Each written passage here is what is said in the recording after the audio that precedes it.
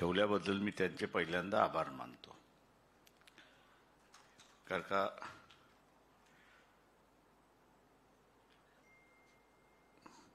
माझा स्वतःचा अनुभव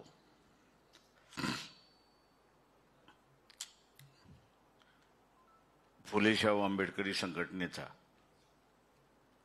आरक्षणाचा मुद्दा, जातीचा मुद्दा, अत्याचाराचा मुद्दा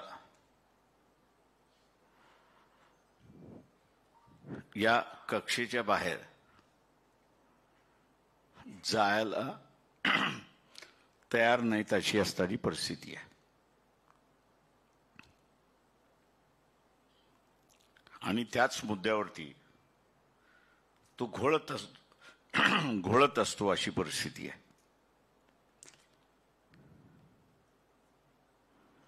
हे सगळे प्रश्न मी असं मानतो की त्याच्यामधले व्यक्तिगत आहेत.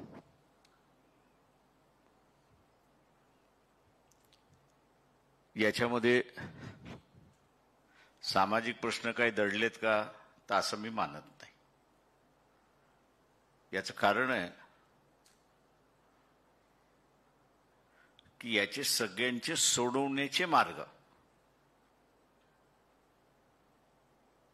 आखण्यात आलेले आहेत.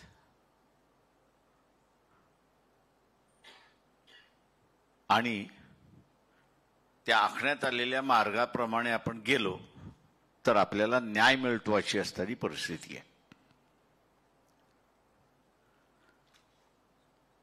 दुर्दैवाने चळवळ ही असणाऱ्या या व्यक्तिगत प्रश्नाच्या अवतीभोवती भरकटत ठेवली आणि तिला आपण चळवळ म्हणतो अशी असणारी परिस्थिती आहे. आणि त्याच्यामुळे संधी असूनही आपण ती गमावून बसतो असा त्याच्यातला भाग आहे अशी परिस्थिती आहे.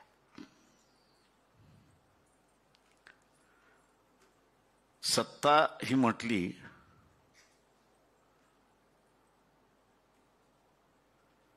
ती सत्ता चालवावी लागते.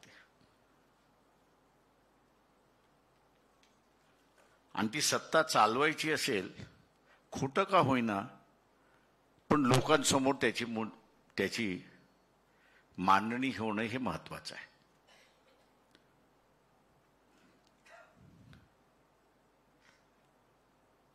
मी ते विषयाप्रमाणे मांडणी तर करणारच आहे.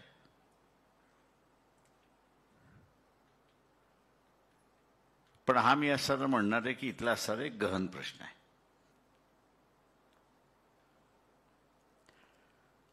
जो स्वतःला असणारा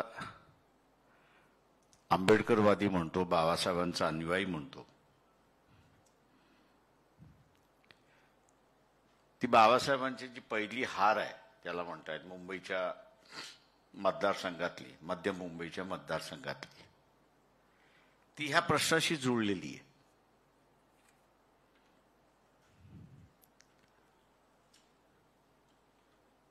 जे निवेदन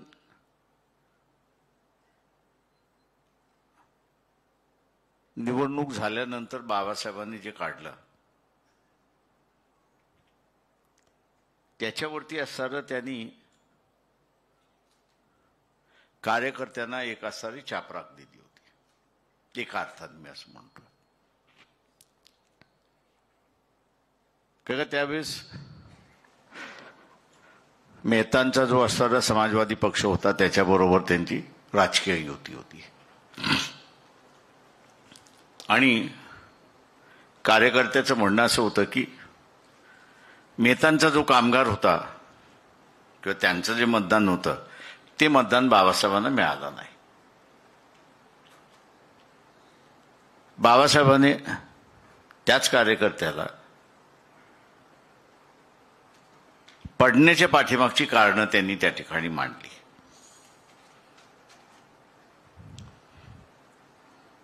आणि ती मांडत असताना त्यांनी असं म्हटलं की ज्याला आज आपण असणारा पाक ऑक्युपाईड काश्मीर असं म्हणतो, POK,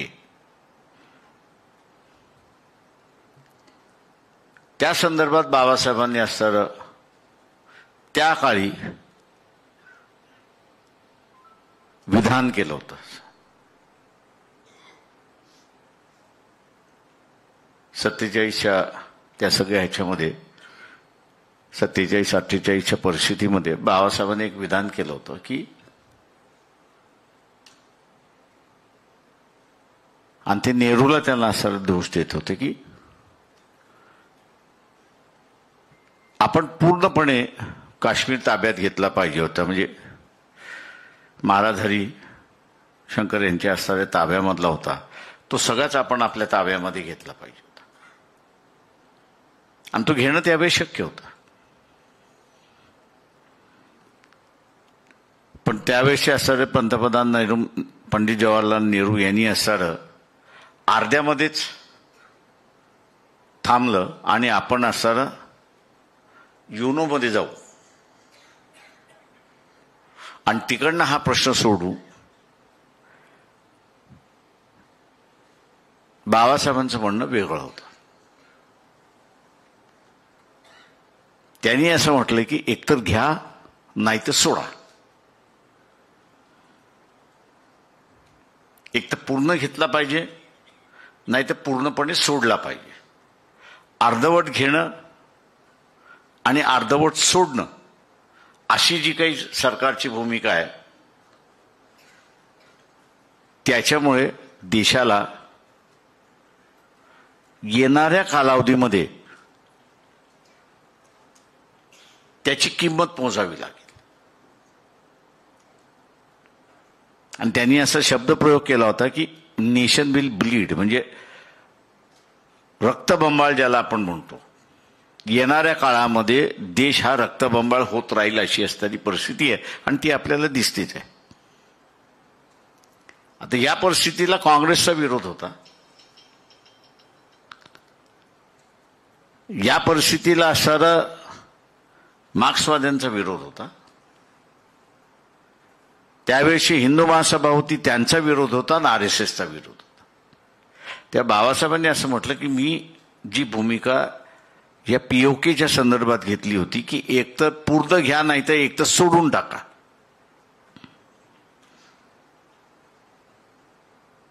एक तर पूर्ण घ्या नाही तर एक तर सोडून टाका.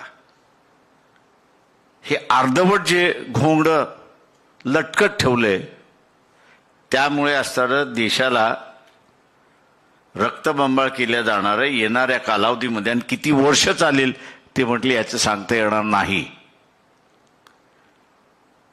हा मतभेद असल्यामुळे बाबासाहेब म्हणाले की मला माझ्या विरोधात अधिकृत उमेदवार काँग्रेसचा होताच, पण त्याच्याच बरोबर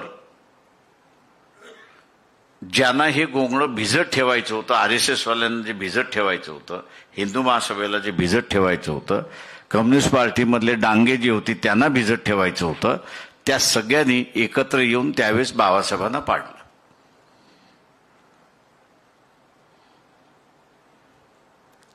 म्हणजे एका बाजूला त्या प्रश्नाची वस्तुस्थिती मांडली म्हणून विरोधक कोण आलं तर इथे असणारं RSS वाले विरोधक आले, हिंदू महासभेवाले विरोधक आले आणि कम्युनिस्टांमधले डांगे हे त्यावेळेस विरोधात आले. अशी परिस्थिती काँग्रेसवाले विरोधात होतेच.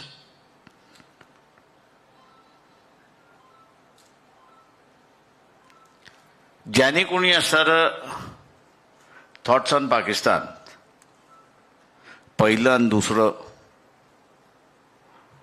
नुसतं वाचन नाही त्याचं अध्ययन केलं असेल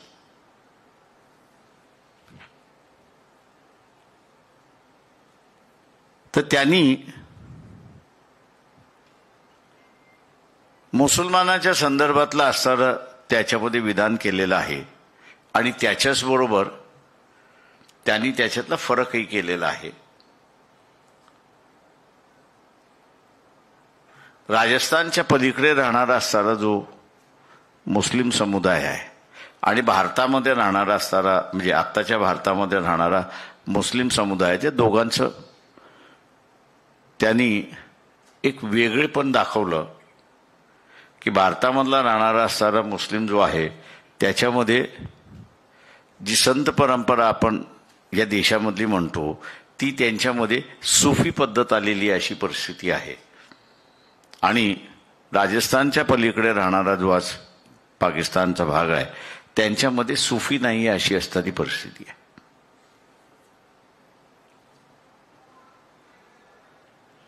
आणि म्हणून त्यांनी असं म्हटलं की पाकिस्तान बरोबरचे संबंध आपले काही व्यवस्थित राहणार नाहीत, पण ते बिघडवायचे नसतील आणि युद्धजन्य परिस्थितीमध्ये आपल्याला त्याला परिवर्तित करायचं नसेल तर ह्या पीओकेच्या संदर्भातला आपण निर्णय घेतला पाहिजे अशी परिस्थिती आहे. आणि आपल्याला दिसतंय की पीओकेच्या संदर्भात 5 युद्ध होऊन गेले, अजून किती होतील त्याचं माहीत नाही. येणाऱ्या 3-4 महिन्यामध्ये सुद्धा घडू शकतं अशी असणारी परिस्थिती आहे.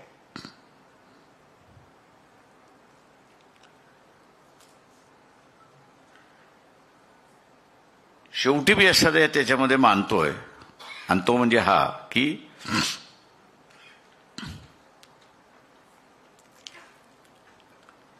एक राष्ट्र म्हणून शांततेने जगण्याचा अधिकार आहे की नाही हा त्याच्यातला महत्वाचा भाग.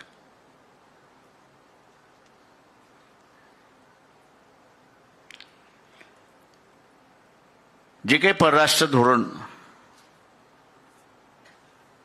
चा सिद्धांत जो बाबासाहेबांनी मांडला ते म्हटले तुमचे संबंध शेजारी राष्ट्राबरोबर चांगले असले पाहिजेत.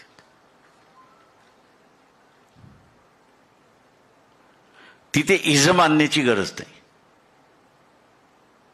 शांतता राहिली तर तुमचा विकास होतो. शांतता राहिली नाही तर ते तुमच्या ताबा घेण्याचा प्रयत्न करतात किंवा तुम्ही त्यांना ताब्यामध्ये ठेवण्याचा प्रयत्न करता आणि तुमची सगळी शक्ती मग त्याच्यामध्ये जाते. तुमचे शेजारचे राष्ट्र नाहीत पण दुसरे राष्ट्र आहेत त्यांच्याबरोबर राहायचं असेल तर मग त्याचा आधार ते म्हटले लोकशाही असला पाहिजे. मैत्रीचा आधार हा मग लोकशाही असला पाहिजे. आणि त्याच्यामुळे काँग्रेसची त्यावेळेसची जी भूमिका होती की नॉन अलाइनमेंटची जी भूमिका होती त्याच्याशी असताना बाबासाहेबांनी फारकत घेतली होती अशी परिस्थिती आहे. आज ही परिस्थिती हाताबाहेर चालली आहे. त्याचा असताना दुसरं आपण लक्षात घेतलं पाहिजे की दुसऱ्या महायुद्धामध्ये पहिली काही वर्ष अमेरिका त्याच्यामध्ये सहभाग नव्हता, पण लंडनवरती ज्यावेळेस जर्मन फोर्सेसनी हमला केला आणि नुकसान पोचवलं त्यावेळेस इंग्लंड हे असताना अमेरिकेकडे बसलं आणि तुम्ही युद्धामध्ये आलं पाहिजे असं त्यांनी त्या ठिकाणी म्हटलं.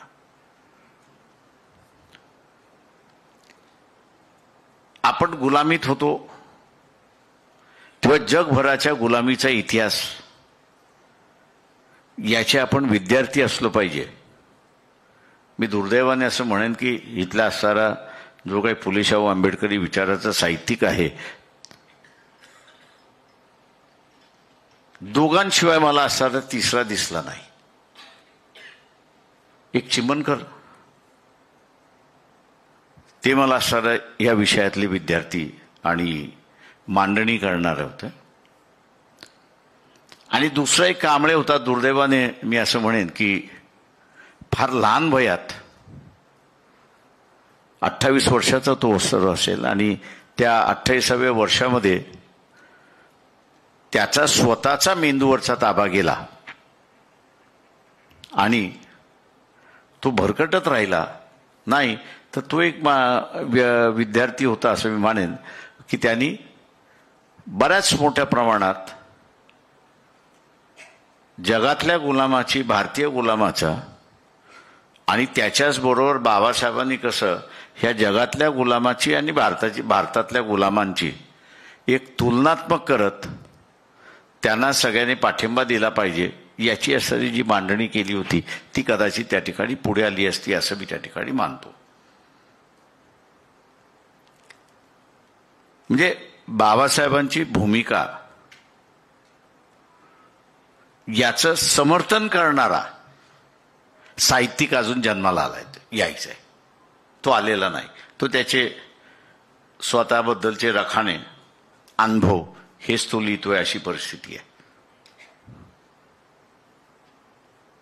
आज मी असं म्हणेन की पहिल्या बाबासाहेबांच्या इलेक्शन हारण्याची बीज ही मी जे म्हणालो की POK मध्ये आहेत, आणि त्याच्यामुळे आपल्याला असणारा तो एक महत्वाचा प्रश्न आहे, त्याची मला कुठे मांडणीच दिसत नाही, किंवा त्या स्टेटमेंटचा कुठेतरी उल्लेख आहे तोही त्या ठिकाणी असताना दिसत नाही.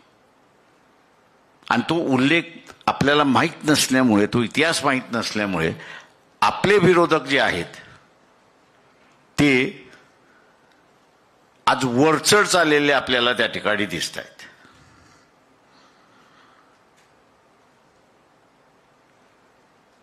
या सगळ्या लढायांमध्ये मी असं म्हणेन की फुलेशाह आंबेडकरी चळवळीतला जो माणूस आहे त्यांनी एक लक्षात घेतलं पाहिजे की भावनात्मक लढाईचा कालखंड संपला. भावनात्मक कालखंड संपला. आता तुम्हाला असणारं जे आहे ते ही वैचारिक लढाई आहे. या वैचारिक लढाईचं नेतृत्व ही घ्यावंच लागणार आहे. इथलं कम्युनिस्ट घेणार नाही.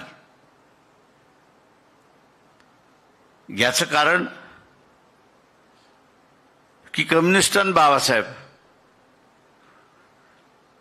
हे भांडण नसताना कम्युनिस्टांनी ते भांडण सुरुवात केलं.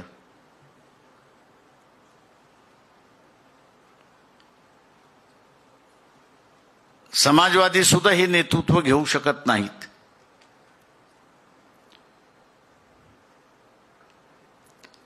त्याचं कारण की समाजवाद्याच्या ग्रुपमधला एकच ग्रुप ज्याचा होता, भंडाऱ्याच्या इलेक्शनमध्ये आपण असणारं पाहिलं, तिथे फक्त असणारा आपल्याला तो एकच ग्रुप बाबासाहेबांच्या विचाराशी आणि लोह्या जो होता त्या लोह्यांच्या असणाऱ्या विचाराशी जुळतो, अशी असणारी परिस्थिती आहे.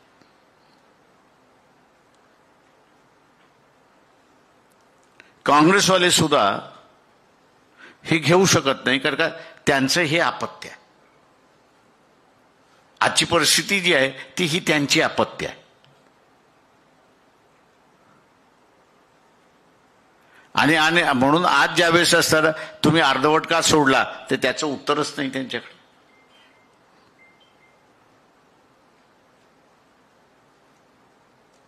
काँग्रेसवाल्यांना ज्यावेळेस विचारलं जाते की तुम्ही असताना हे युनायटेड नेशन UNO मध्ये घेऊन गेलात, काय मिळवलं, तर तेही त्यांच्याबद्दलचं असणारं उत्तर नाही.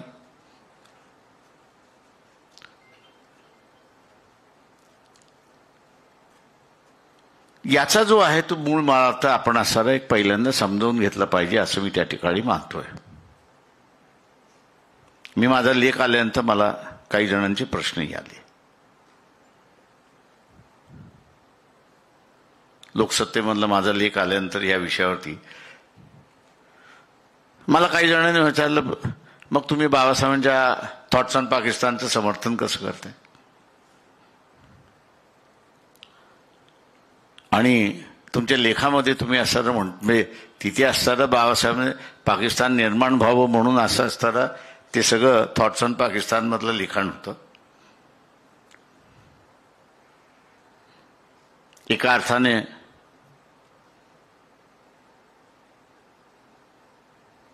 तुम्ही त्याच्या विरोधात जात नाही का? म्हटलं त्यावेळेसची परिस्थिती ही वेगळी होती आणि आत्ताची असणारी परिस्थिती वेगळी आहे. त्यावेळेसची परिस्थिती अशी होती की ज्याला बाबासाहेबांच्या शब्दामध्ये वर्णन करायचं म्हटलं तर त्यांचा शब्दप्रयोग असा आहे की हिंदूंची शेंडी मुसलमानाच्या हातामध्ये आणि मुसलमानाची दाढी ही हिंदूंच्या हातामध्ये. आणि ते म्हटले अशा पद्धतीचं राजकारण चालणार नाही. याचं कारण शेंडी पकडून त्याला तथास्तू करता येतं आणि ह्याची दाढी ठरवून याला तथास्तू करता येतं. दोघंही हालत नाही अशी असणारी परिस्थिती आहे. पण समाज आणि कायदा हे दोघंही पुढे चालत असतात आणि त्याच्यामुळे ते म्हटले हा धोका आहे. या धोक्यातून बाहेर पडायचं असेल तर जे बेस्ट भारत जो आहे त्यावेळेस ब्रिटिश भारताचा होता त्याला तुम्ही वेगळं करा, पाकिस्तान हे त्यांना देऊन टाका आणि इथला जो नागरिक आहे, हिंदुत्वाचा नागरिक जो आहे, तो हिंदू धर्मीय आहे, त्याचं असतं एक स्वतंत्र राज्य असलं पाहिजे.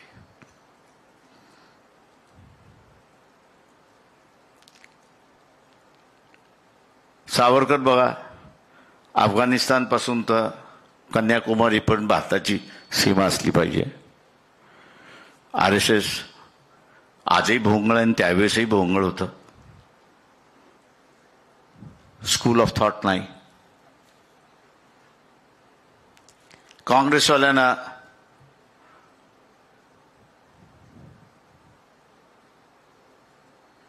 दोघंही एकत्र राहिले पाहिजे म्हणून त्यांची असणारी ही होती. ते खऱ्या अर्थाने या देशामध्ये विभाजनाची रूपरेषा कशी असावी आणि झालेलं विभाजन हे जर आपण नकाशाच्या माध्यमातून बघितलं तर आपल्याला असं दिसेल की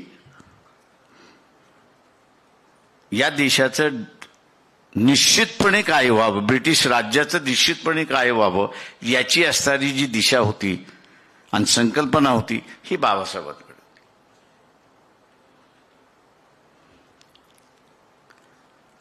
हे बरोबर की ते दलितांची लढाई लढत होते, अस्पृश्यांची लढाई लढत होते, आदिवासींच्या अधिकारांची लढाई लढत होते, कामगारांच्या अधिकारांची सुद्धा लढाई लढत होते. पण त्याच्याच बरोबर उद्याच्या ह्या देशामध्ये ज्यांच्यासाठी मी लढतोय ते सुरक्षित कसे राहतील याचाही त्यांनी विचार केला होता. अशी असणारी परिस्थिती आहे. आणि म्हणून उद्याचा असणारा फोकस हा हिंदू मुस्लिम राहण्यापेक्षा मुसलमानांचं वेगळं राज्य करून मोकळं व्हा, म्हणजे फोकस जो आहे तो अविकसित समाजा हा फोकस होतो. आणि आपण असं बघितलं असेल की अविकसित समाज हा असणारा फोकस म्हणून उभा राहिला. आणि अविकसित समाज हा फोकस जोपर्यंत होता तोपर्यंत इथे असणाऱ्या सनातनी संघटना ज्या आहेत, या सनातनी संघटना ज्या आहेत त्या डोकं वर काढू शकत नव्हत्या. कारण का सनातनच या अविकसित समाजाचे निर्माते होते आणि क्रियाशील होते की ते अविकसित राहावे अशी असणाऱ्या परिस्थितीमध्ये. आजची परिस्थिती बदलली आणि ती बदलली ह्याच्यासाठी की मी मागाशी जसं म्हणालो की आयडियोलॉजिकली ज्या विषयाच्या जोरावरती किंवा ज्या प्रश्नाच्या जोरावरती सनातनांनी डोकं वर काढलं त्या प्रश्नाच्या संदर्भात हे भूमिका घेऊच शकत नव्हते. कारण का ह्यांचं वर्तन जे आहे हे आजच्या सनातन्यांसारखं दिसतंय अशी असणारी परिस्थिती आहे.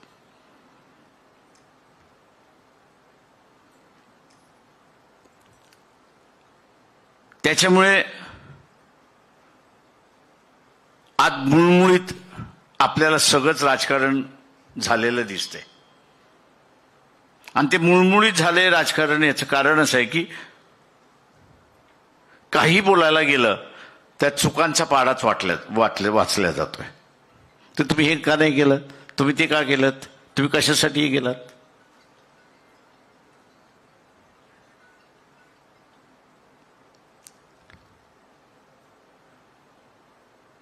मी जे मगाशी बोललो आणि सोडलं की दुसऱ्या महायुद्धामध्ये इंग्लंड हे अमेरिकेत गेलं, अमेरिकेची मदत मागितली,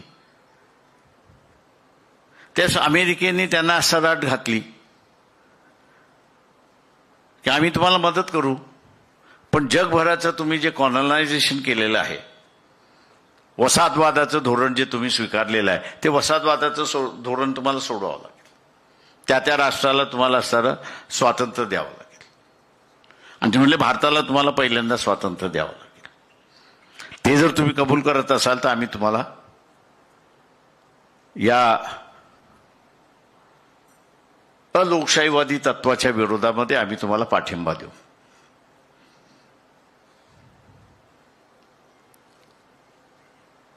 आणि म्हणून आपण बघत असाल की दुसरं महायुद्ध संपलं आणि त्याच्या 7-8 वर्षामध्ये 10 वर्षामध्ये जेवढे वसाहतवादाची राष्ट्र होती त्या सगळ्यांचं असणारं स्वातंत्र्य मिळण्यात आलं. पण जे फ्रान्सच्या हद्दीमध्ये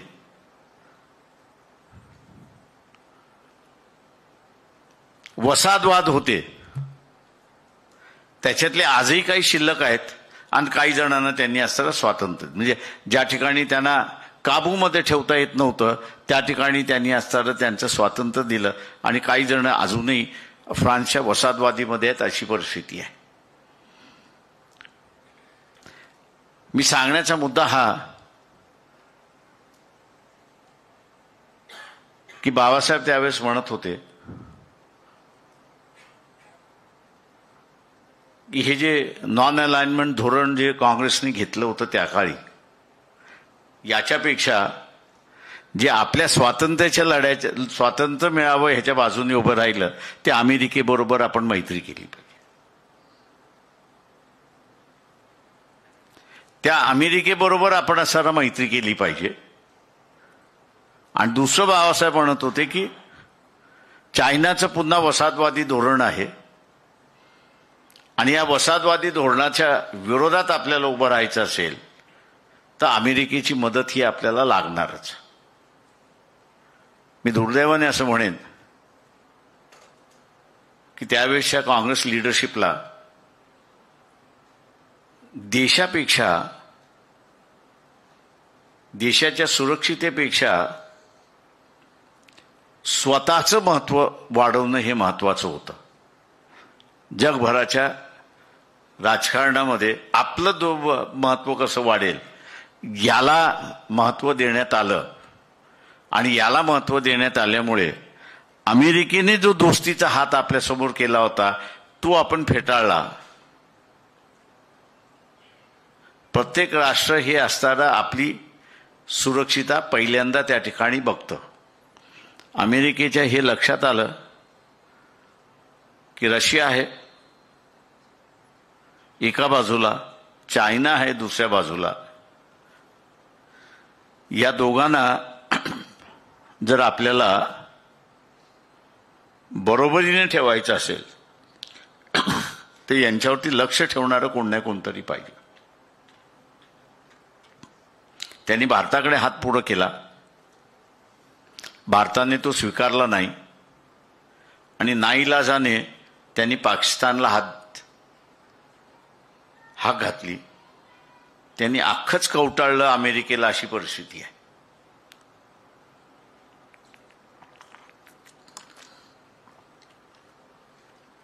आणि म्हणून अनेक वेळा आपण बघत असाल गेल्या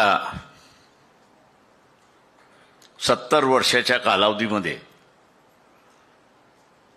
अमेरिका चुकीचं जरी असलं तरी पाकिस्तान बरोबर त्या ठिकाणी उभी राहिली आणि आजही राहील, याच्या पुढे राहील. आजही राहील आणि याच्या पुढेही राहील. त्याचं सगळ्यात मोठं कारण जे आहे की त्यांनी फार मोठी इन्व्हेस्टमेंट त्यांच्या सुरक्षितेच्या दृष्टिकोनातून त्यांनी पाकिस्तानमध्ये केलेली आहे.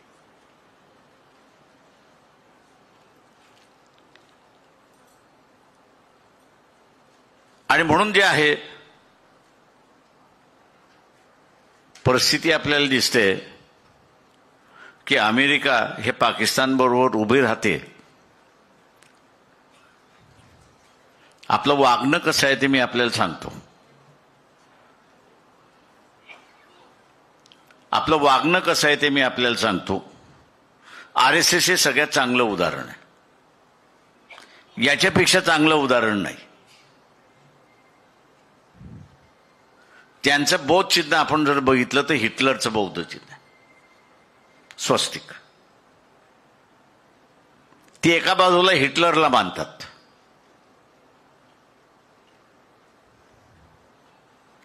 आणि दुसऱ्या बाजूला ते इस्रायलवरती अवलंबून आहेत. इस्रायल म्हणजे ज्यू. हिटलरने अत्याचार कोणावरती केले तर ज्यूवरती अत्याचार केले. त्याच्यामुळे ज्यू आणि हिटलर हा 36चा आकडा.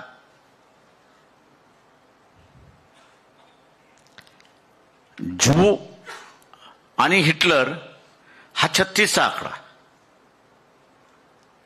आणि RSS या 36च्या आकड्याशी खेळायला बघते.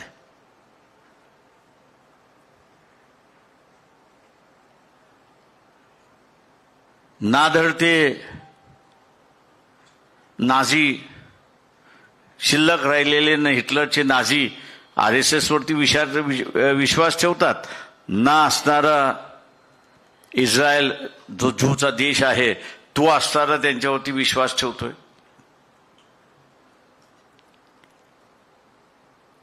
हे जे अतात्विक राजकारण जे चाललेलं आहे या देशामध्ये तेच सगळ्यात मोठं घातक आहे असं मी त्या ठिकाणी मानतोय. तत्वाला सोडून जे राजकारण चाललंय ते आहे आणि त्याची परिणती जी आहे आपल्याला या सिंदूरच्या इलेक्शनमध्ये, सिंदूरच्या लुटूपुटूच्या लढाईमध्ये, त्या ठिकाणी मी तिला लुटूपुटूची लढाई म्हणतोय, त्या लुटूपुटूच्या लढाईमध्ये आपल्याला असं दिसते.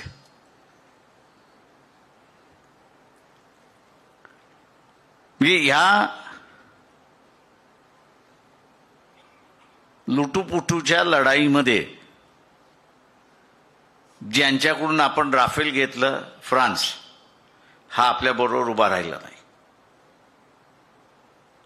रशियासारखा की ज्याच्याकडून आपण असणाऱ्या मिसाईल्स घेतल्या,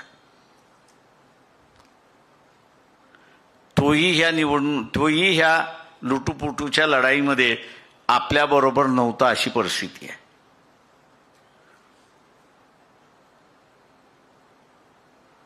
विश्वगुरु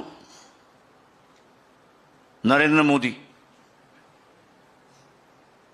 अनेक देशाला फिरून आले.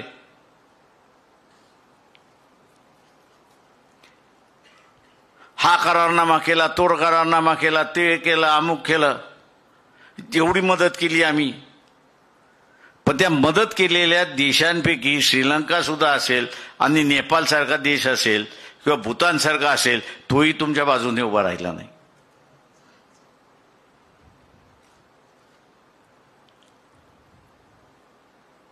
खऱ्या अर्थाने जर फुले आंबेडकरी चळवळ आज असती तर त्यांनी हा प्रश्न पहिल्यांदा विचारला असता जनतेला की ज्याला तुम्ही असणारा निवडून दिलेला आहे,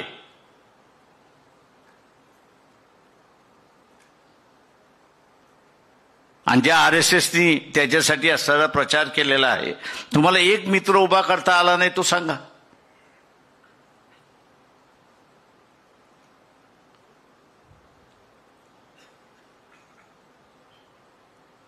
पाकिस्तान हे असणारं आतंकवाद्यांचं माहेरघर आहे हे सर्वांना माहिती आहे. त्याचा फटका इंग्लंडला बसला, त्याचा फटका इटलीला बसला, त्याचा फटका ग्रीसला बसला, त्याचा फटका अमेरिकेला बसला. राष्ट्रांची नावं घेऊ शकतो की ज्याच्यामध्ये त्यांना फटका बसला. आणि तुम्ही असताना म्हणताय की आम्ही त्यांची असणारं आतंकवाद्यांची असणारी अड्डे जे आहेत ते उद्ध्वस्त करायला निघालो. ते उद्ध्वस्त करायचं असताना तुमच्याबरोबर एकही मित्र का नाही, किंवा ज्यांना या आतंकवादाचा प्रसाद मिळाला,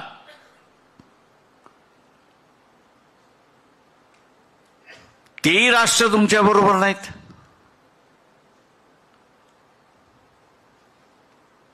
मी असं म्हणेन की हे दुर्दैव आहे फुले शाहू आंबेडकरी चळवळीचं, की मी मगाशी म्हणालो की आम्ही व्यक्तिगत प्रश्नामध्ये अडकलो, चळवळीला आम्ही सोडून दिलं, विसरून गेलो, अशी परिस्थिती आहे.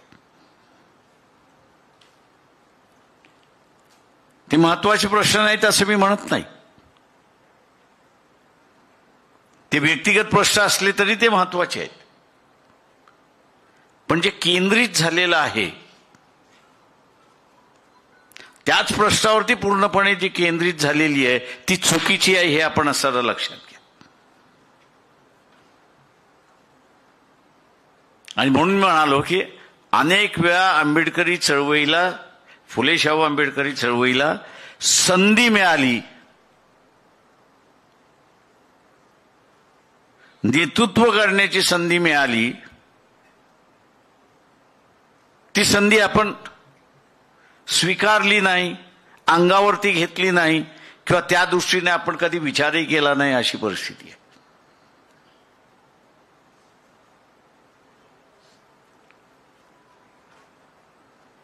या युद्धाची सुद्धा परिस्थिती आपण पहा. लुटूपुटूच्या युद्धामध्ये गेली 25-30 वर्ष, 1990 पासून दहशतवाद्यांचा देशाच्या ह्या टोकाला त्या टोकाला कुठल्या नाही कुठल्या तरी टोकाला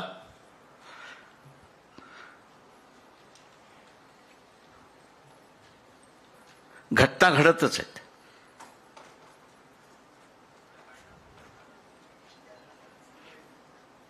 भारतीय आर्मी जी फक्त युद्धाच्या वेळेस कॅन्टोन्मेंटमधनं बाहेर पडली पाहिजे,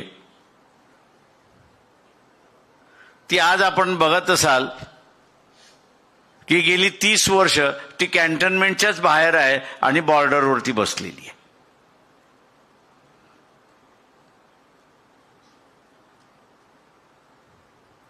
म्हणजे ज्याला आम्ही असं फायनल युद्धासाठी तयार केलं,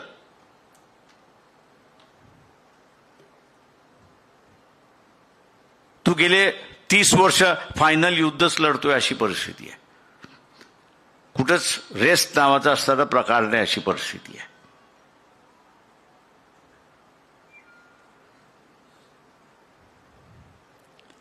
या देशामधला जो सगळ्यात महत्वाचा जो आहे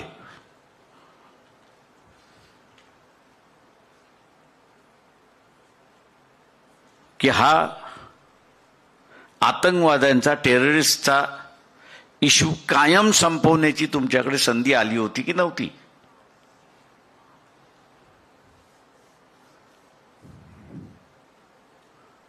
तुम्ही त्या परिस्थितीमध्ये होता की नव्हता?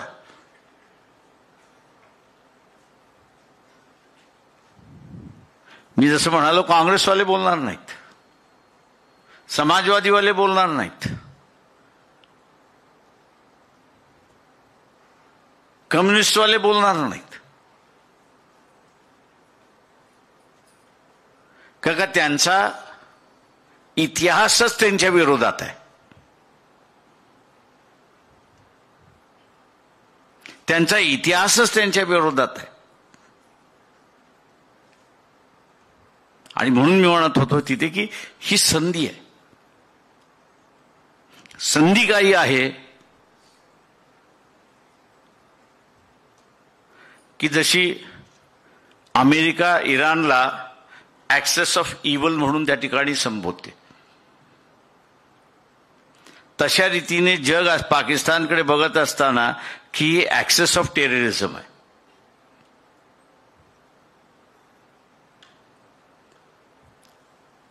ठीक आहे, माझं म्हणणं आहे, बाबासाहेबांनी असणारं टू नेशन थिअरी मांडून असणारं पाकिस्तानचं एक्झिस्टन्स मान्य केलं.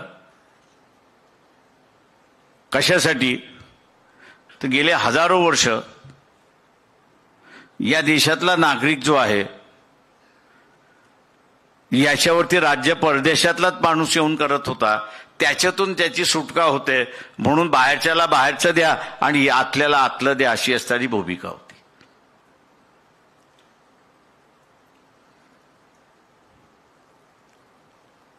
सामान्य माणसाच्या दृष्टिकोनातून हे जे हमले होतात आहेत हे संपले पाहिजे, हा त्याचा मेन मुद्दा आहे. आणि हे सगळे हमले त्याच्या डोक्यामध्ये बसलेले आहे की पाकिस्तान करत.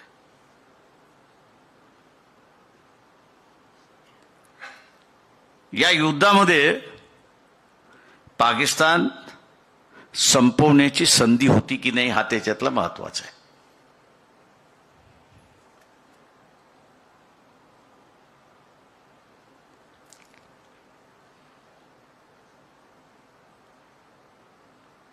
जी काही पाकिस्तानची परिस्थिती झालेली आहे किंवा त्यांनी स्वतःहून करून घेतलेली आहे, त्यांनी पहलगामाच्या निमित्ताने एक चालून संधी तुम्हाला दिली होती. पूर्णपणे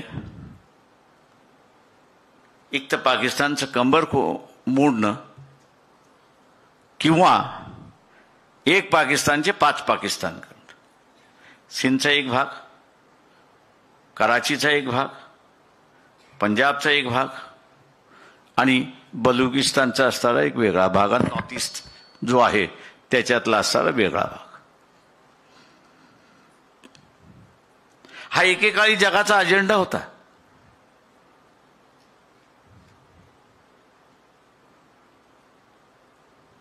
आणि त्याला खो घालणारं कोण होतं तर पूर्ण RSS होती.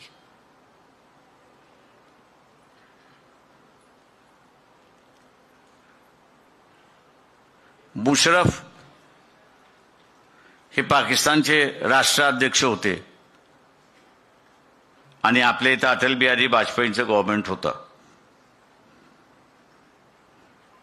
पाकिस्तानवरती एवढं कर्ज झालं होतं की ते महिना 1.5 महिन्यामध्ये जी आपली परिस्थिती चंद्रशेखर पंतप्रधान झाली होती की डिफॉल्ट ऑन एक्सटर्नल पेमेंटवरती आपलं जे डिफॉल्ट झालं होतं आणि म्हणून वर्ल्ड बँकेकडून आपल्याला असणारं कर्ज घ्यावं लागलं होतं आणि बँक ऑफ इंग्लंडमध्ये आपल्याला सोनं गहाण ठेवावं लागतं. त्यावेळेस जगाने आपल्यावरती एक अट घातली. जगाने आपल्यावरती एक अट काय घातली तर तुम्ही तुमची अर्थव्यवस्था खुली करा. तुम्ही जे बंद केलेली अर्थव्यवस्था जी आहे, फक्त भारतीयांसाठीच भारतीय अर्थव्यवस्था जी बंद केलेली आहे ती खुली करा आणि जगातल्या लोकांसाठी ती मोकळी करा. पैसे पाहिजे होते म्हणून आपण असणारा ती अट मान्य केली आणि तिथून या RSS वाल्यांनी त्यांनी अर्थव्यवस्था खुली करा एवढीच त्यांची डिमांड होती. त्याला इथल्या RSSनी आणि काँग्रेसवाल्यांनी पुढे घेऊन खाजगीकरणाशी जोडली आणि खाजगीकरणाची प्रक्रिया सुरुवात केली. मी त्या मुद्द्यात नाही जात आहे, पण अट लावून जी बंद अर्थव्यवस्था ही खुली अर्थव्यवस्था करायला लावली. जसं भारतावरती पाकिस्तानमधला असणारं आतंकवादी हे हमला करत होते तसे जगभरही करत होते. ते संधी शोधत होते. जग ही संधी शोधत होता की पाकिस्तानला कैद करण्याची आणि त्यांच्याकडे ती आयती संधी आली. आता G7 आपल्याकडे आहे, पण त्या काळी G15 होतं. त्या सगळ्या देशांनी जपानसकट सांगितलं की आम्ही तुमच्यावरचं कर्ज जे आहे ते रिएडजस्टमेंट करू शकत नाही, ड्यू डेटला तुम्ही दिलं पाहिजे. ड्यू डेटला दिलं पाहिजे म्हणजे काय, तुम्ही डिफॉल्ट होणार. तुम्ही डिफॉल्ट झाला तर मग आम्हाला तुमच्यावरती असणारा निर्बंध लावता येतात.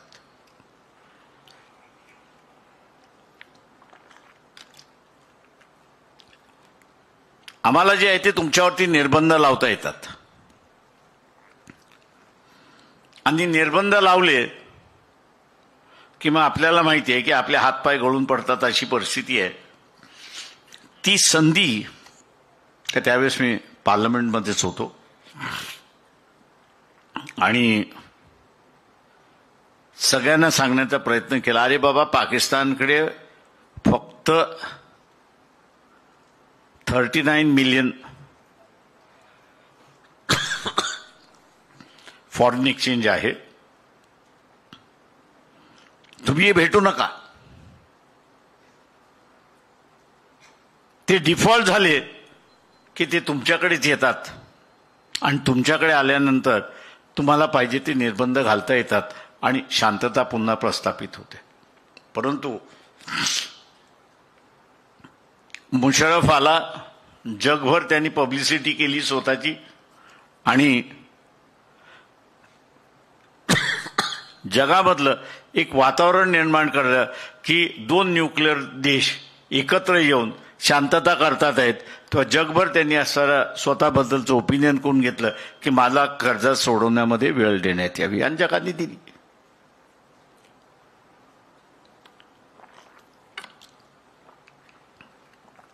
माझा मुद्दा हा आहे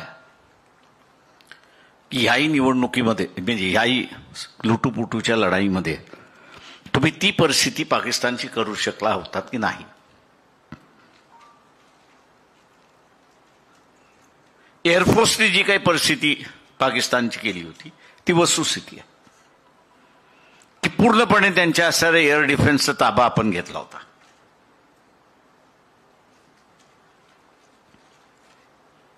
चायना त्याचा जो असणारा मित्र होता की ज्याचे अमेरिकेशी ट्रेड वॉर चालला होता,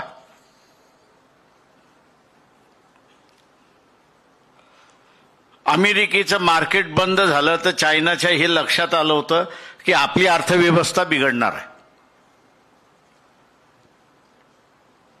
आणि मग ती अर्थव्यवस्था बिघडणारी अर्थव्यवस्था आपल्याला थांबवायची असेल तर जगामधलं दुसऱ्यात मोठं मार्केट कुठं आहे तर भारतामधलं मार्केट आहे.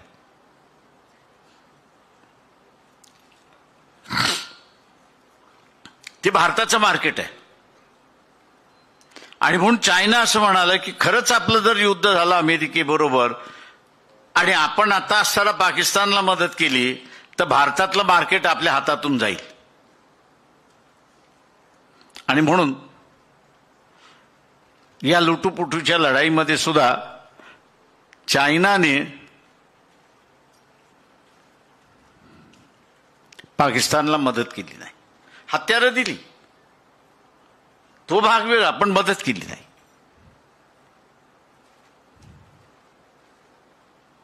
आणि अमेरिकेच्या ज्यावेळेस लक्षात आलं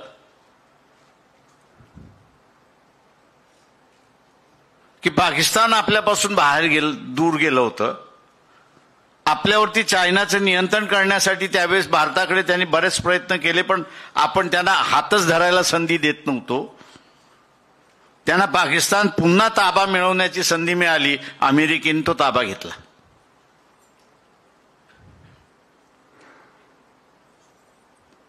आणि आमच्या असणाऱ्या विश्वगुरूला असा हाग्या दम भरला की मी जे जाहीर केलेलं आहे त्याच्या विरोधात एक शब्द सुद्धा बोलायचा नाही.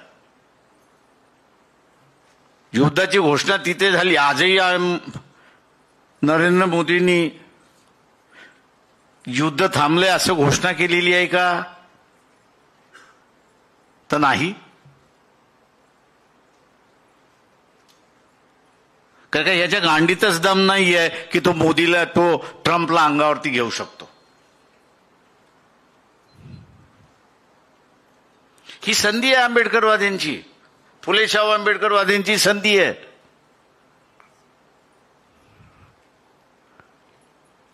प्रचार करण्याची की तुम्ही गांडुगिरीच्या राजकारणाच्या बाजूने जाणार आहात की हिंमतवाल्यांच्या राजकारणाच्या बाजूने जाणार आहात.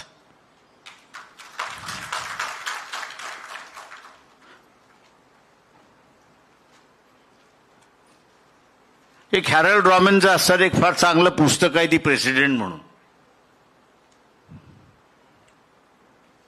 आणि ते असतं की एका व्यक्तीला प्रेसिडेंट व्हायचं असतं.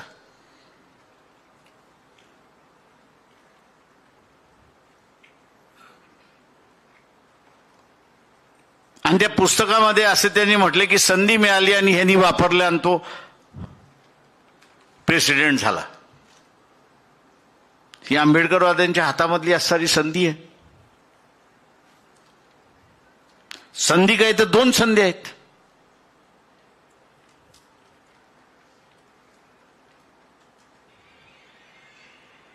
एक तर हमला करणारं सेंटर हे ते टेररिस्ट कॅम्प नाही आहे तर पाकिस्तान आहे.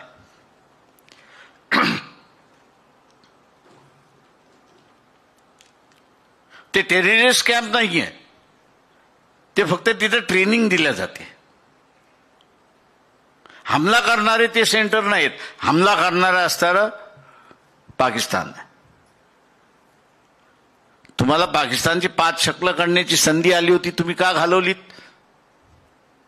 आणि ट्रम्पमुळे तुम्ही घालवलीत.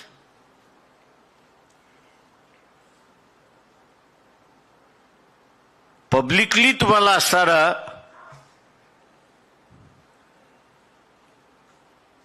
जे राष्ट्रभक्त स्वतःला म्हणतात, स्वतःला जे राष्ट्रभक्त बोलतात आहेत, त्यांच्या राष्ट्रभक्तीवरतीच तुम्हाला असणारा प्रश्नचिन्ह उपस्थित करण्याची संधी आली. ती संधी फुले शाहू आंबेडकरवाद्यांनी सोडली.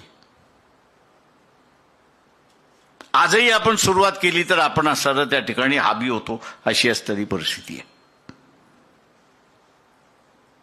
की तुम्हाला गांडूगिरीचं राजकारण पाहिजे या मोदीसारखं,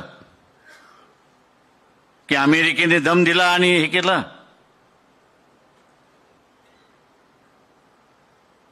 की तुम्हाला असणारा इराणच्या खोमिनीसारखं राज्य पाहिजे. नाही, मला ज्या दिवशी थांबवायचं त्या दिवशी मी थांबेन.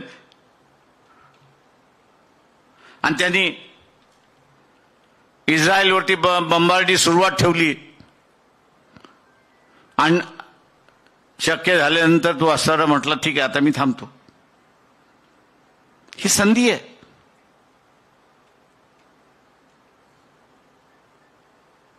हा आंबेडकरी फुले शाहू आंबेडकरी चळवळीतला जो मौनी बाबा आहे, या मौनी बाबाची असणारी जबाबदारी आहे की त्यांनी त्याचा मौनपणा सोडला पाहिजे आणि हे प्रश्न पब्लिकली विचारायला सुरुवात केले पाहिजेत. की तुम्हाला असणारं गांडूगिरीचं राजकारण पाहिजे की मर्दानगीचं राजकारण पाहिजे, हिमतीचं राजकारण पाहिजे, हे सांगा. जो गांडू असेल तो गांडूगिरीच्या राजकारणाला मतदान देईल. जो हिम्मतवाला आहे तो हिम्मतवाल्याच्या राजकारणाला मतदान देईल. तुम्हाला असणारे प्रश्न उपस्थित करावे लागतील.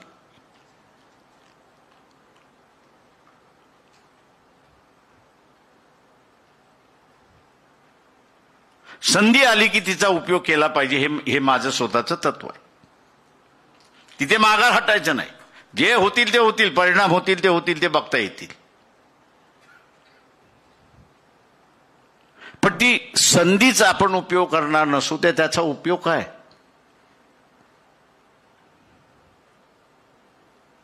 आज त्याचा परिणाम काय दिसतोय आपल्याला?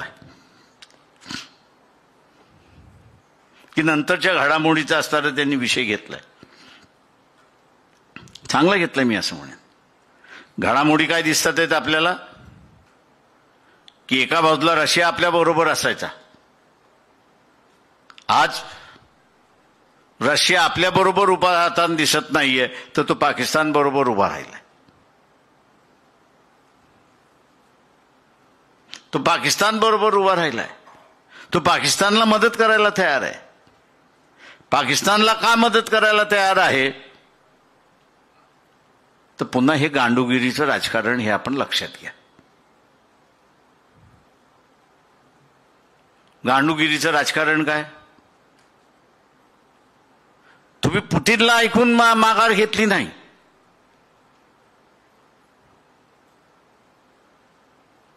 रशियाचे जे राष्ट्राध्यक्ष आहेत पुतीन, त्यांना तुम्ही असं विचारून माघार घेतली नाही. तर तुम्ही ट्रम्प जो भारताच्या विरोधात आहे की ज्यांनी मोदी ती बेइज्जती केली, व्हाईट हाऊसमध्ये त्याची असणारी बेइज्जती केली, त्यांनी सांगितलं आणि भारत गप्प बसला. त्यांनी सांगितलं आणि RSS वाले गप्प बसले.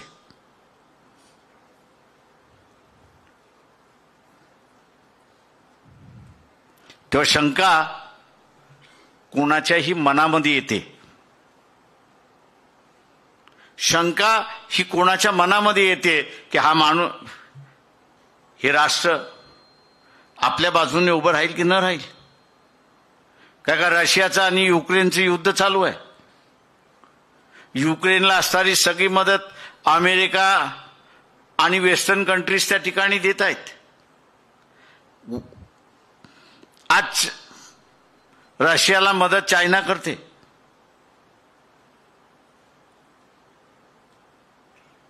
रशियाला मदत इराण करते.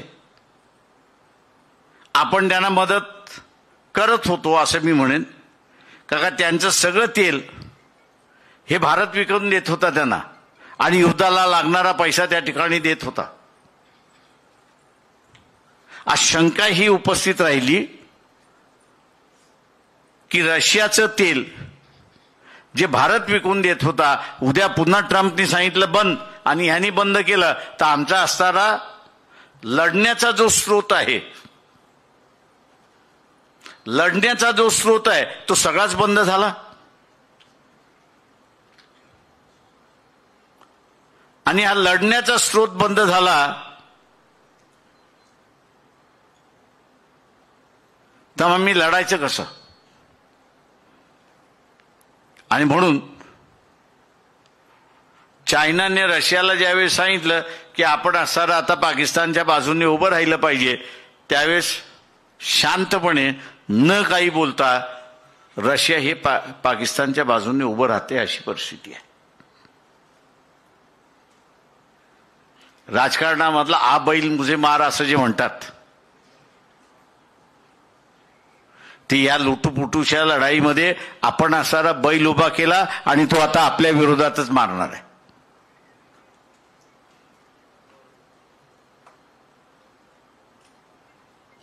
नंतरची जी परिस्थिती आहे ती अत्यंत भयानक आहे. जे पाकिस्तान 10 दिवसाचं सुद्धा युद्ध लढू शकत नाही अशा परिस्थितीमध्ये आलं होतं, आज त्याला टर्कीशिवाय दुसरं कोणीच टर्की आणि चायनाशिवाय दुसरं कोणीच देऊ शकत नव्हतं. पण चायना सुद्धा लपून लपून त्या ठिकाणी देत होतं. आज असणारा रशिया एका बाजूने आणि अमेरिका दुसऱ्या बाजूने खुलं त्यांना असणारं ॲम्युनेशन पुरवायला सुरुवात झाली आणि पुन्हा सुसज्ज करायला झालेलं आहे. पुन्हा सुसज्ज करायला झालेलं आहे.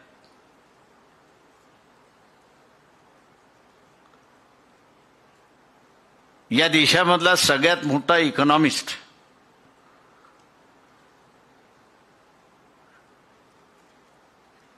हे डॉक्टर बाबासाहेब आंबेडकर. आणि त्यांनीच अर्थव्यवस्थेमधला येणाऱ्या काळासाठी एक सिद्धांत मांडला होता. आणि ते म्हटले पुढची युद्ध जी आहेत ही जमिनीचा ताबा मिळवण्यासाठी नसणार आहेत. जमिनीचा ताबा मिळवण्यासाठी नसणार आहेत, तर पुढची युद्ध ही अर्थव्यवस्था ताबा घेण्यासाठी लढल्या जाणार आहेत.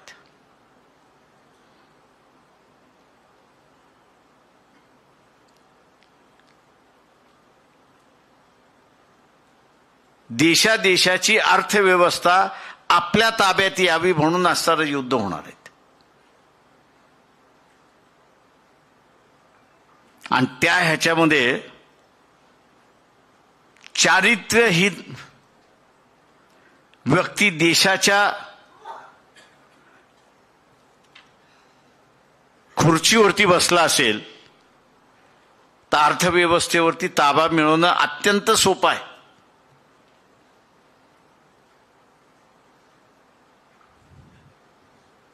अत्यंत सोपं आहे.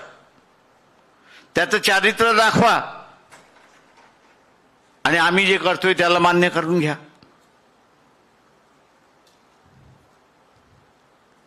हे जे मोदीच्या समोर ट्रम्प एवढी दादागिरी करू शकतो, चारित्र्याचा तर प्रश्न नाही. शंका उपस्थित आहे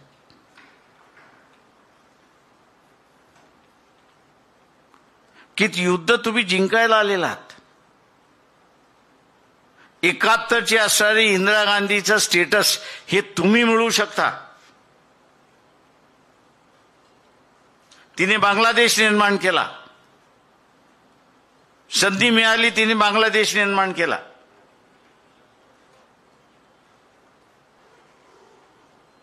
तिने हे बघितलं नाही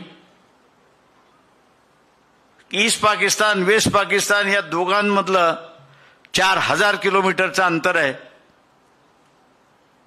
आणि या 4000 किलोमीटरच्या अंतराला एक राज्याचा भाग दुसऱ्या बाजूला आहे. त्याला नियंत्रित ठेवण्यासाठी, गव्हर्न करण्यासाठी, त्याच्यासाठी लागलेला सगळा जो इन्फ्रास्ट्रक्चर आहे तो देशावरच्या असणाऱ्या रिसोर्सेसवरती फार मोठा असणारा ड्रेन आहे. अशी जी परिस्थिती आहे ती विसरली. 2 तुकडे करतायत करा आणि करून मोकळी झाली. आपण RSSला विचारलं पाहिजे, BJPला विचारलं पाहिजे, नरेंद्र मोदीला विचारलं पाहिजे, अरे बा तुला पाकिस्तानचे 5 तुकडे सोडून 30 वर्ष जो असणारा आतंकवाद्यांचा हमला होता तो थांबवण्याची संधी होती, ती तुम्ही का दौडवली ते सांगा. आणि आज परिस्थिती अशी आहे की तुमच्याकडे कोणी मित्र राहिला नाही. ज्याचे 5 तुकडे काढण्याची असणारी लोकांची अपेक्षा होती, आज त्याच प्लेयरला तुमचे मित्र रशिया आणि दुसऱ्या बाजूला अमेरिका तुमची असणारी मैत्रीण,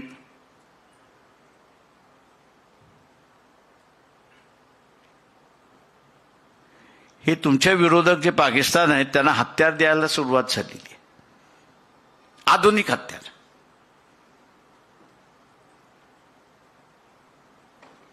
उद्याच्या असणाऱ्या कालावधीमध्ये ही परिस्थिती तुम्ही फेस करू शकता का? RSS वाल्यांचा प्रचार काय असायचा की इथले मुसलमान तुमच्या छाताड्यावरती बसतील आणि इथल्या मुसलमानांना तुम्हाला छाताड्यावरती बसून घ्यायचं नसेल तर सगळ्या हिंदूंनी एकत्र या. आज उलटा प्रश्न आपण विचारला पाहिजे की इथला असणारा मुसलमान हा भारतीय मुसलमान आहे, पण तुमच्या ह्या नाकारतेपणामुळे, तुमच्या ह्या गांडुगिरीच्या राजकारणामुळे ज्या पद्धतीने असणारा पाकिस्तानला हत्यारं दिल्या जात आहेत आणि उद्याच्या असणाऱ्या युद्धामध्ये आपल्याकडे हत्यारं होत नाही, आपणही दुसऱ्यांकडून विकत घेऊन लढत असतो, त्यांनी देण्याचं बंद केलं तर इथला मुसलमान छाताड्यावरती बसण्याच्या ऐवजी पाकिस्तानचा मुसलमान तुमच्या छाताड्यावरती बसणार आहे की नाही, आणि ह्याची निर्माती कोण करणार आहे तर RSS, BJP, नरेंद्र मोदी करणारे आहेत. हा लोकांपुढे आपण प्रश्न घेऊन जाणार आहोत की नाही?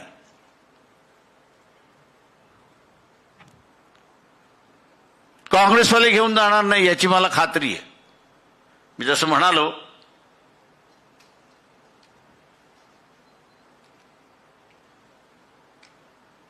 समाजवादी आणि कम्युनिस्टवाले हा कधी प्रश्न उपस्थित करणार नाही. फुले शाहू आंबेडकरवादीवाले काय करणार? तेही गप्प बसणार आहेत का? मुख गिळून बसणार आहेत का?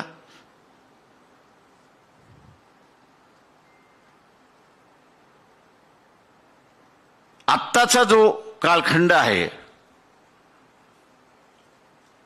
हा अत्यंत क्रुशियल कालखंड आहे असं मी त्या ठिकाणी मानतोय.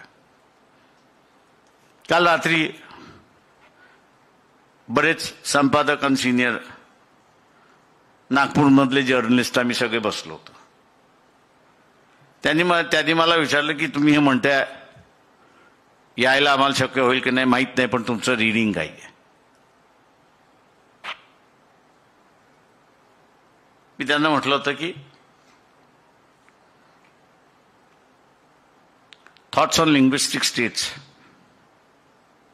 म्हणजे भाषेवरती प्रांतरचना करण्याची ज्यावेळेस वेळ आली त्या कमिशन समोर बाबासाहेब तब्येतीमुळेच गेले नाहीत, पण त्या समितीला त्यांनी असा मसुदा सादर केला. तो मसुदा सादर करताना त्यांनी असं त्याच्यामध्ये म्हटलं होतं की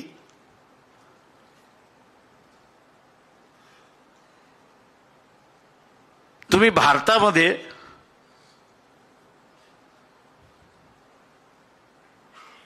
इंग्रजीमध्ये ज्याला म्हणतात नेशन विद इन नेशन, म्हणजे राष्ट्रामध्ये राष्ट्र, असं जे निर्णय करण्याचे तुमचं जे धोरण आहे काही काळ चालेल, पण हे राष्ट्रामध्ये राष्ट्र जे उभे करतायत आणि त्यांच्यामधला संघर्ष जर सुरुवात झाला, त्यांच्यामधला संघर्ष सुरुवात झाला तर त्या संघर्षाला कंट्रोल कोण करणार, नेतृत्व कोण करणार. आणि ते म्हटले लीडरशिप ही जर स्टेट्समॅनशिप नसेल, म्हणजे मी ह्या राज्याचा आहे म्हणून ह्या राज्याची भूमिका घ्यावी आणि देशाच्या असणाऱ्या भूमिकेचा विसर पडावा त्याला, हा देश देश म्हणून राहणार नाही, वेगवेगळ्या जुन्या पद्धतीने तुकड्यांमध्ये विखुरला जाईल अशी असणारी परिस्थिती होती. आणि म्हणून त्यांनी असं एक फार चांगलं वाक्य वापरलं होतं, दाय कस्ट इंडिया दाय शॅल नेव्हर बी युनायटेड. हे बायबलमधलं आहे.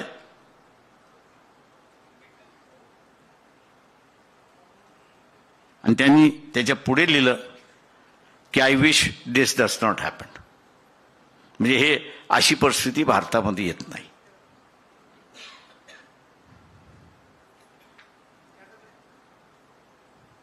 आजच्या असणाऱ्या सगळ्या ह्याच्यामध्ये बाबासाहेबांनी भाषेच्या आधारावरती एक राज्य दुसऱ्या राज्याच्या विरोधात उभं राहिलं आणि भारतामध्ये स्टेटमेंटशिप नसेल तर मग त्याची संघर्ष टाळणार कोण. यंत्रणा शिल्लक राहत नाही ते संघर्ष टाळण्यासाठी, आणि यंत्रणा जर तुमच्याकडे तो संघर्ष टाळायचा नसेल त्या संघर्षाचा भेगा जे आहेत हे भगदाड व्हायला वेळ लागणार नाही. आणि भगदाड एकदा झालं की ते जुळवणं कठीण आहे अशी असणारी परिस्थिती आहे.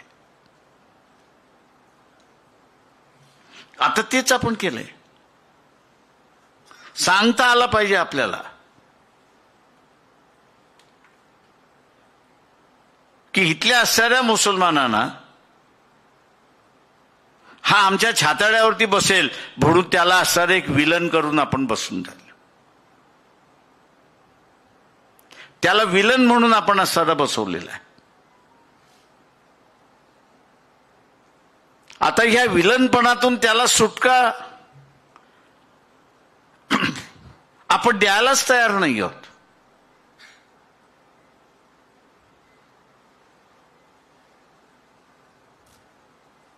जसं पहिल्या राऊंड टेबल कॉन्फरन्समध्ये बाबासाहेब जाऊन महात्मा गांधी आणि काँग्रेस यांनी बहिष्कार टाकला होता,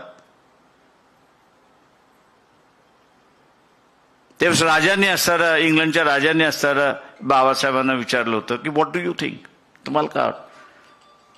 ते म्हटले 4 जण आमच्या छाताड्यावरती अगोदरच बसलेले आहेत,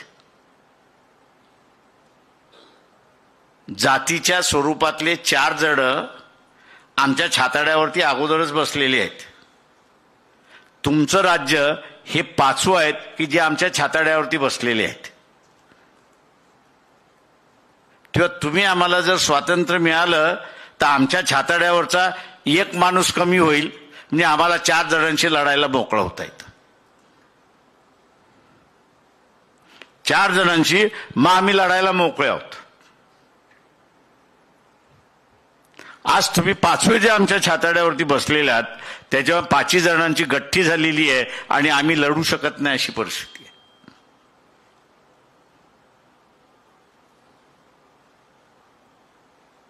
दुर्दैवाने असं म्हणेन, खुदा न खास्ता अशी परिस्थिती पुन्हा उभी राहावी आणि ती मला शक्य त्या अधिक त्या ठिकाणी दिसते. याचं कारण की जगाची अर्थव्यवस्था आपण जर पाहिली,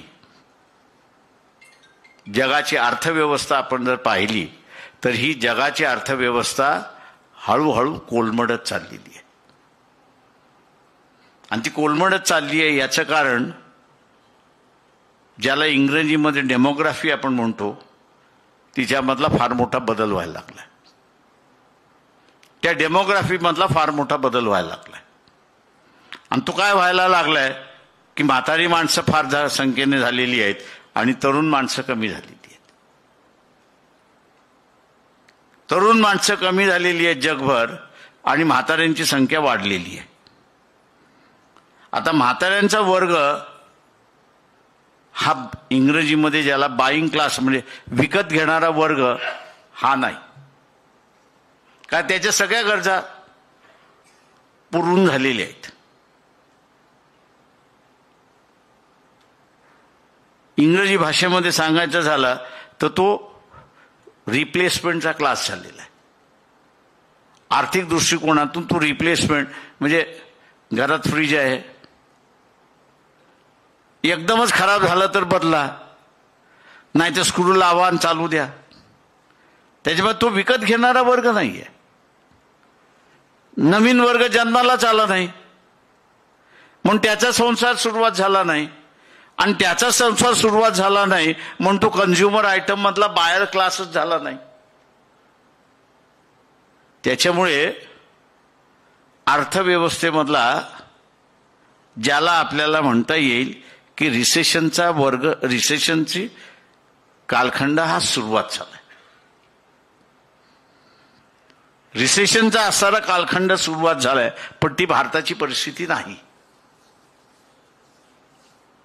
काय काय येत्या अजून 30 वर्ष भारताची लोकसंख्या वाढत जाणार आहे. आणि म्हणून मनमोहन सिंगने एकदा जे म्हणालं होतं की आमच्याकडे 25 कोटीचा मिडल क्लास आहे, आज तो 40 कोटीचा मिडल क्लास झालाय. एवढं मोठं मार्केट जगामध्ये कुठेच नाहीये. एवढं मोठं मार्केट जगामध्ये कुठेच नाहीये. आणि म्हणून मी असं एकदा म्हणालो होतो की भारताला आपल्या विभागामध्ये देशामध्ये शांतता राखायची असेल तर जगाला किती बाजारपेठ आपली मोकळी करायची आणि किती करायचे नाही, आणि ती मोकळी करत असताना वेगवेगळ्या देशामध्ये ती कशी डिवाइड करायची याचा आराखडा जोपर्यंत तुम्ही ठेवत नाही तोपर्यंत प्रत्येक जण हाऊत केल्यानंतर पोहायला येतो.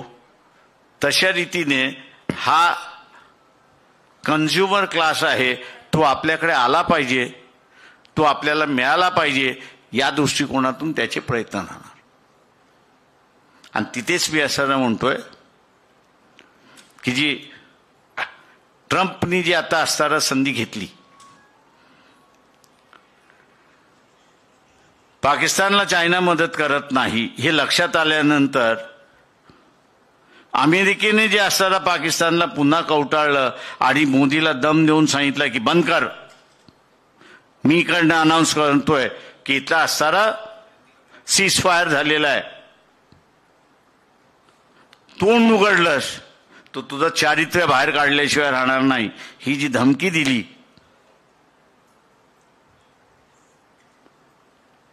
ही वर्षभराने सुद्धा येऊ शकते, 6 महिन्यांनी सुद्धा येऊ शकते, 3 महिन्यांनी सुद्धा येऊ शकते.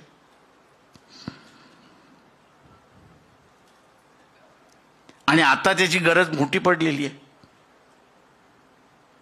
आणि म्हणून मी म्हणालो की आत्ताच्या कालावधीमधलं वाईट शब्द आहे, मला माहिती आहे गांडू हा वाईट शब्द आहे, नामदेव ढसाळांच्या भाषेमध्ये हा चांगला शब्द आहे.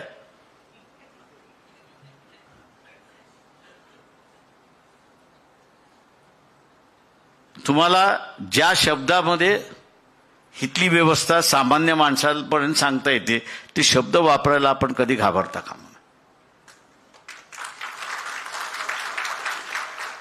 तुम्हाला सरळ लोकांना विचारलं पाहिजे की तुम्ही गांडूगिरीच्या राज्याने गेला, राजकारणाने गेलात तर आज नुसता हितला मुसलमान नाही तर पाकिस्तानमधला मुसलमान तुमच्या छाताड्यावरती बसणार आहे का त्याला मदत करणारं अमेरिका आहे, त्याला मदत करणारा इंग्लंड आहे, त्याला मदत करणारा आता फ्रान्स आलेला आहे, त्याला मदत करणारा रशिया आहे आणि चायना होताच.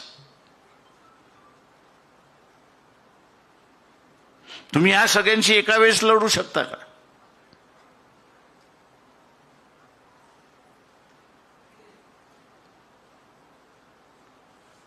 तर नाही. आणि म्हणून हे RSS BJP जे गांडूगिरीचं राजकारण करते याला मतदान करणं म्हणजे तुम्ही गांडू आहात, मतदार गांडू आहे. यांच्या विरोधात करणार असाल तर हिंमतवाल्याला तुम्ही मतदान केलेलं.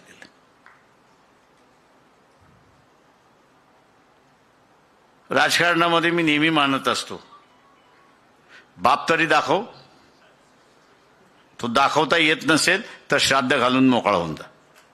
की मेलाय म्हणून असणारं जर तरचं राजकारण नसतं,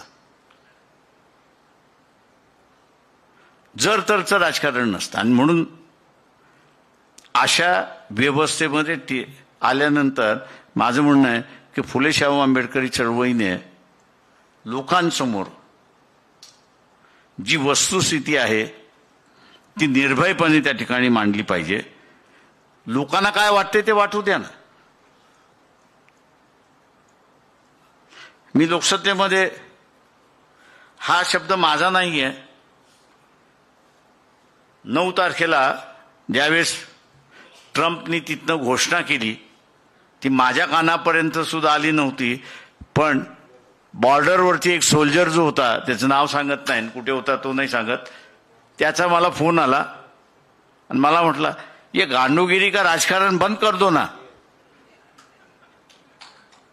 मी चक्रावलो, म्हटलं हा न कधी शिवाय देणारा अमुक देणार, म्हटलं झालं काय, आपने टीवी नहीं सुना क्या, म्हटलं नाही. ट्रंप ने सीज फायर डिक्लेयर कर दिया. साले हम जीतने वाले थे तो उनको सीज फायर डिक्लेयर उसने किया और अपना ये गांडू प्राइम मिनिस्टर चुपचाप बैठा है. ये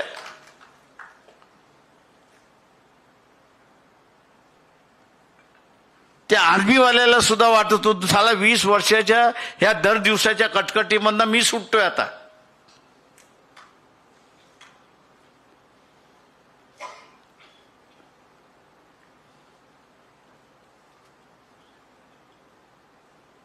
सामान्य जनतेमधला त्या सोल्जरच्या निमित्ताने आलेला फोन ही परिस्थिती आहे. या परिस्थितीची वाचा आणि या परिस्थितीचं शब्दांकन करणं हे गरजेचं आहे. आणि फुले शाहू आंबेडकरी चळवळ ते शब्दांकन करेल अशी अपेक्षा बाळगतो आणि मी रजा घेतो.